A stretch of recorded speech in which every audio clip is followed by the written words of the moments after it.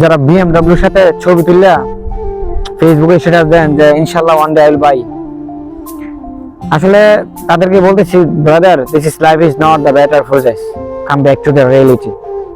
সকাল 6টা বাজে ডিউটি যাই, রাত্রে 3টা পর্যন্ত ডিউটি করি, আবার সকাল 6টা বাজে চলে আসি, দিন রাত 24 ঘন্টা মেহনত করে সফলতা পাই না, আর আপনি ফেসবুকে স্ট্যাটাস দেন ইনশাআল্লাহ ওয়ান ডে। সমস্যা নাই, এই পৃথিবীটা তো সুবিধা না, এই পৃথিবীটা আপনার বাধ্যতার সম্পত্তি না যে আপনি চাইলেই পেয়ে নেবেন, না আপনার ফুল বিছানা না যে আপনি চাইলেই সবকিছু পেয়ে নেবেন। Come back to the reality. আমি একটা কথাই বলি, এসব স্ট্যাটাস না দিয়ে বাস্তবতায় আসুন, দেখবেন সবকিছু বুঝতে পারবেন বাস্তবতা কত কঠিন।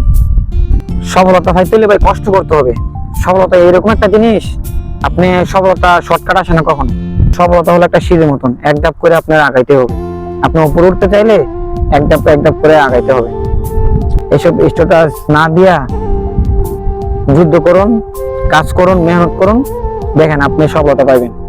এইসব ফেসবুকে এইসব ধরনের এইসব দিয়ে লাভ নাই, এগুলা এখন খায় না, বুঝছেন? তো আশা করি বুঝতে পারছেন। ভালো থাকবেন, সুস্থ থাকবেন।